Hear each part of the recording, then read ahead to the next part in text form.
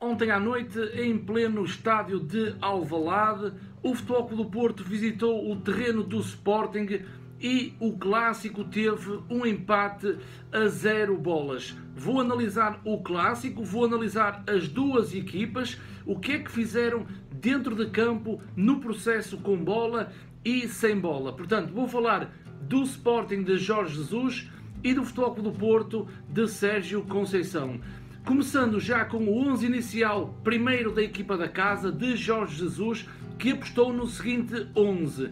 Rui Patrício na baliza, lado direito para Piccini, lado esquerdo para Jonathan Silva, dupla de centrais com Coates e Mathieu. Depois William Carvalho fazia aquela posição de médio defensivo, à frente jogava Battaglia, apesar das trocas posicionais que foram fazendo ao longo da partida. Na direita, Gelson, na esquerda, Acunha e depois Bruno Fernandes no apoio a Bas Dost. Este foi o 11 do Sporting, com algumas trocas posicionais entre Battaglia e William Carvalho, e Bruno Fernandes sempre no apoio ao avançado Bas Dost. Na equipa de Sérgio Conceição, a aposta pelo 11 foi a seguinte: na baliza, Iker Casillas, lado direito para Layun, lado esquerdo para Alex Telles, dupla de centrais com Felipe e Marcano, à frente Danilo assumia a posição de médio defensivo, mais à frente de Danilo tínhamos dois interiores, Herrera e Sérgio Oliveira. Na frente, três jogadores, dois extremos bem abertos, no lado direito Marega, lado esquerdo Brahimi e na frente o ponta de lança Aboubakar. Um Futebol Clube do Porto com três jogadores no meio campo, com Danilo, Herrera e Sérgio Oliveira, querer a superioridade no meio campo, e depois dois extremos bem abertos, na direita Marega, na esquerda Brahimi e na frente Aboubakar. Começando pela equipa do Sporting, a equipa de Jorge Jesus, e falando nos comportamentos e princípios de jogo, tivemos sempre um Sporting a tentar construir através da sua primeira fase de construção, quando os centrais abriam Mathieu e Coates, e o William Carvalho descia no seu corredor central para fazer aquela linha de 3. O que é que permitia esta linha de 3? Permitia que Piccini do lado direito e Jonathan Silva do lado esquerdo pudessem se projetar através dos seus corredores laterais, quando reparem que Gelson e Acunha procuravam movimentos mais interiores. Battaglia era o jogador que descia para tentar receber a bola e partir para a sua segunda fase, e depois Bruno Fernandes muito bem também descia um pouco no seu corredor à procura de uma linha de passe. Depois o Sporting, através desta primeira fase de construção, vou também mostrar uma imagem naquela troca posicional no meio campo, em que não era William Carvalho o único a descer através do seu corredor central, mas também Battaglia. Aqui havia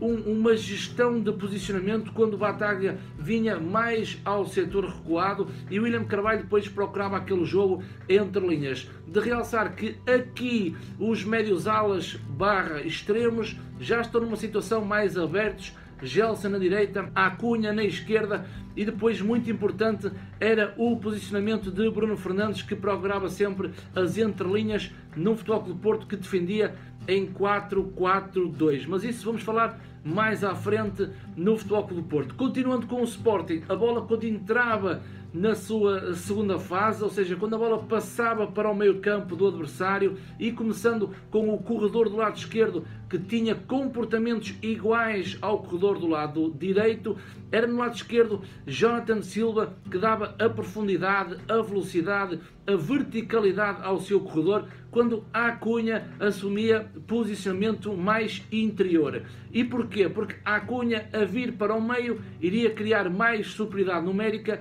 e ia soltar o corredor para Jonathan Silva. Aqui de destacar um Sporting, Jorge Jesus preocupou-se muito com o corredor central, e reparem neste pequeno triângulo desenhado no relevado, em que William Carvalho, Battaglia e Bruno Fernandes conseguiam assim preencher aquele meio campo do Sporting, ainda com a Cunha ou o Gelson, que depois partiam para movimentos mais interiores para soltar o corredor, neste exemplo a Jonathan Silva. Nem só era o lateral esquerdo do Sporting que dava a profundidade ao seu corredor, iria depender daquilo que o jogo solicitava, e no lado esquerdo era certamente o homem mais à esquerda que dava a largura à frente de ataque do Sporting, à Cunha. A Cunha colava-se ao corredor mais à esquerda e depois Jonathan Silva dava o apoio mais recuado. De destacar aqui mais uma vez o triângulo com William Carvalho, Battaglia e Bruno Fernandes, e reparem que quando a bola está no lado esquerdo, o corredor contrário ao posicionamento da bola, está Gelson em movimentos mais interiores. Aqui quis realçar a dinâmica do Sporting em relação ao corredor do lado esquerdo. Ou era a Cunha que dava a largura, ou então a Cunha procurava movimentos interiores e soltava o corredor para Jonathan Silva. Do outro lado era exatamente igual. Ou era Gelson Martins que dava a largura à frente de ataque do Sporting mais à direita, ou então Gelson procurava movimentos mais interiores e era Piccini que depois tinha a liberdade para dar a verticalidade através do seu corredor mais à direita. No meio, peça muito importante foi Bruno Fernandes. Bruno Fernandes é o jogador que faz a ligação da segunda fase para a terceira, do meio campo para o homem mais avançado, que é Bas Dost. E Bruno Fernandes é um jogador muito inteligente. Nesta imagem, o trunfo do posicionamento de Bruno Fernandes era o jogo entre linhas. E o que é o jogo entre linhas? É quando o Futebol Clube do Porto defende com uma linha defensiva, uma linha média e depois dois avançados. O posicionamento de Bruno Fernandes era muito importante na colocação no espaço entre a linha defensiva e a linha média do Futebol Clube do Porto. Reparem que ele está com os braços a solicitar bola, e esta era a indicação de Jorge Jesus para Bruno Fernandes tentar criar o desequilíbrio na organização defensiva do Futebol Clube do Porto, e a bola vem do lado direito, vai haver uma basculação, e reparem que a bola vindo do lado direito, o Gelson está aberto e a Cunha está em movimentos mais interiores. Mas aqui destacar claramente o posicionamento de Bruno Fernandes naquele espaço entre linhas. Já falei de um Sporting numa primeira fase de construção, numa segunda fase as dinâmicas que o Sporting fazia através dos seus corredores laterais, e depois o posicionamento de Bruno Fernandes. Bas Dost foi aquele jogador que lutou, um jogador com muita crença, mas realmente a dupla de centrais, Felipe e Marcano, estiveram impecáveis, o que dificultou muito as manobras ofensivas de Bas Dost. O Sporting sem bola era um Sporting que defendia exatamente igual à sua estrutura inicial, na minha opinião, e defendia através de um 4-1-3-2. O 1 era o pivô defensivo Battaglia, e aqui já com aquela troca posicional, ou era Battaglia ou era William Carvalho, e depois do pivô defensivo havia uma linha 3 com a Cunha, William Carvalho e Gelson Martins. Os dois homens, os primeiros homens a defenderem era Bruno Fernandes e Bas Dost. Era um Sporting que pressionava alto, era um Sporting que tentava roubar a bola ao Futebol Clube do Porto dentro do seu meio campo. Quando não conseguia, quando o Porto saía da pressão e com alguma qualidade e facilidade, o Sporting depois defendia num 4-1-3-2.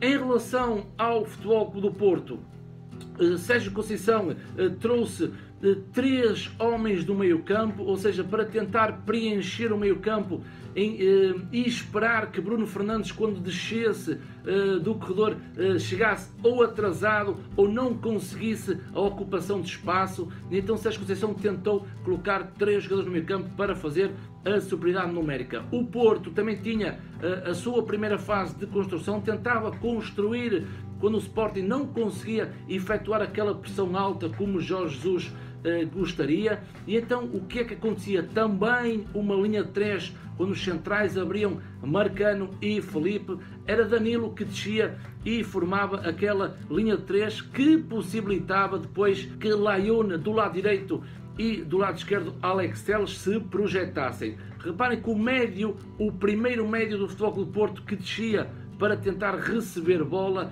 era Sérgio Oliveira. E depois aqui tínhamos uma dinâmica muito interessante e aproveito já que estou nesta primeira fase de construção, aproveito para falar nas rotinas ofensivas e na penetração dos médios interiores do Futebol Clube do Porto. A bola está no lado direito, está em Filipe. Reparem que Layún está colado à linha lateral. Marega posicionou-se também na linha lateral. Normalmente Marega procurava movimentos interiores para a subida de Layún, o que acontece, mas aqui temos uma nova dinâmica. É Herrera que depois vai procurar as costas de Aboubakar, quando Aboubakar desce um pouco para receber bola, e é o médio do lado da bola que vai fazer a ruptura através do seu lado. Do outro lado era exatamente igual, porque se Herrera fazia a ruptura no lado direito, Sérgio Oliveira depois fazia a ruptura do lado esquerdo, havendo sempre um equilíbrio. Mas destacar a primeira fase de construção, a dinâmica de como o Futebol Clube do Porto tentava construir.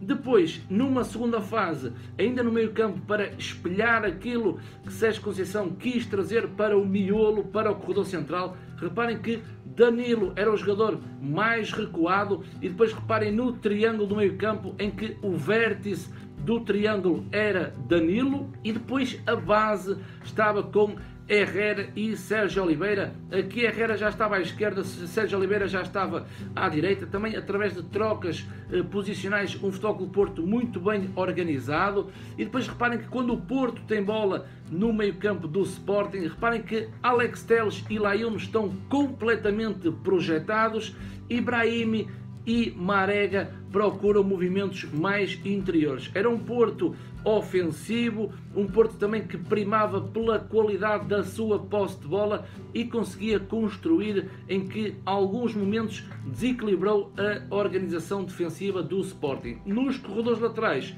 os comportamentos eram os mesmos, tanto à direita como à esquerda tinham comportamentos iguais em termos de dinâmica ofensiva. No lado direito, reparem que Layún, quando Marega procurava também movimentos interiores, e isto é uma rotina já muito declarada por parte de Sérgio Conceição, Marega procura movimentos interiores e depois vai soltar o corredor para Layún, que Layún tem velocidade, tem profundidade, ataca muito bem a verticalidade, e de realçar que no corredor contrário à bola, Brahimi vai fazer movimentos mais interiores também para criar desequilíbrios na organização defensiva do Sporting. Sérgio Oliveira e Herrera muito bem a fazer o equilíbrio do meio campo quando a bola está mais à direita, e aqui não dá para ver, Danilo está numa situação de retaguarda. Não só Layún dava a sua profundidade através do corredor, em algumas circunstâncias de jogo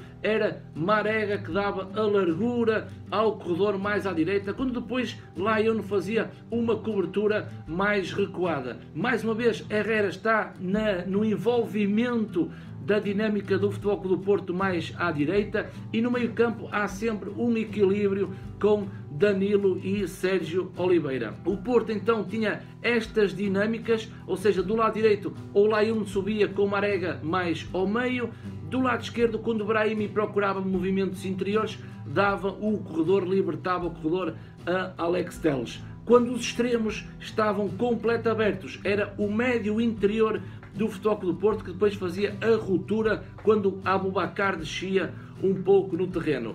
O Porto na frente também tinha várias trocas posicionais, consegui ver Aboubakar também a cair nos corredores laterais. Neste exemplo, Aboubakar vai cair no corredor mais à esquerda, e depois reparem na troca posicional, vemos um Brahimi já a fazer o deslocamento para o centro de ataque do Futebol Clube do Porto para tentar preencher aquele lugar deixado por Aboubakar, porque vai assumir o corredor mais à esquerda, Marega no outro lado, e depois o médio que tinha mais obrigação em subir no terreno era Herrera. Já falei do Porto com bola, os comportamentos da primeira fase, da segunda, dos corredores laterais, do avançado Aboubakar, e depois tivemos um Porto que defendia em 4-4-2. Também era uma equipa que pressionava alto, tentava também roubar a bola dentro do meio-campo do Sporting, mas quando não conseguia, formava duas linhas de 4 e 2 na frente. Como é que o Porto se organizava? Herrera subia um pouco no terreno, formava a dupla com Aboubakar na frente de ataque, os primeiros homens a defender nesta estrutura do Futebol Clube do Porto, e depois Brahimi e Marega desciam através dos seus corredores laterais e formavam uma linha de 4 com Sérgio Oliveira e Danilo. Atrás, aquela linha de 4 defesas do Futebol Clube do Porto, Layún, Felipe, Marcano e Alex Telles. De reparar também a redução dos blocos por parte do Futebol Clube do Porto foi muito bem, reduzindo também aquela hipótese de Bruno Fernandes jogar entre linhas. Foi um jogo em que, numa primeira parte, na minha opinião, o Porto teve algum domínio territorial, ou seja, era um Porto com bola, um Porto personalizado, e o Sporting com alguma dificuldade depois na sua transição ofensiva, conseguir também manter a posse de bola e fazer com que o Futebol Clube do Porto se desequilibrasse. O jogo vai para o intervalo a 0-0.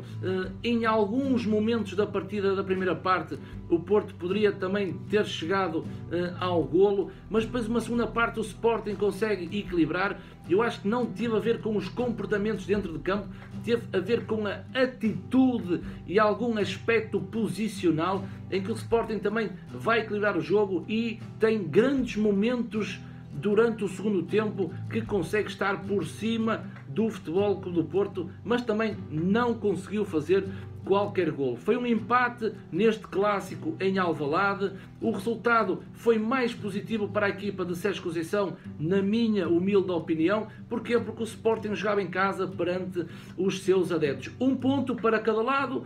Jorge Jesus fica com um ponto em Alvalade. Sérgio Conceição leva um ponto para o Norte, para o Estádio do Dragão. E espero que vocês tenham gostado de mais uma análise aqui no canal Joga Simples, desta vez ao clássico Sporting Futebol Clube do Porto. E da minha parte, muito obrigado por terem assistido a mais um vídeo, mais uma análise aqui no canal Joga Simples.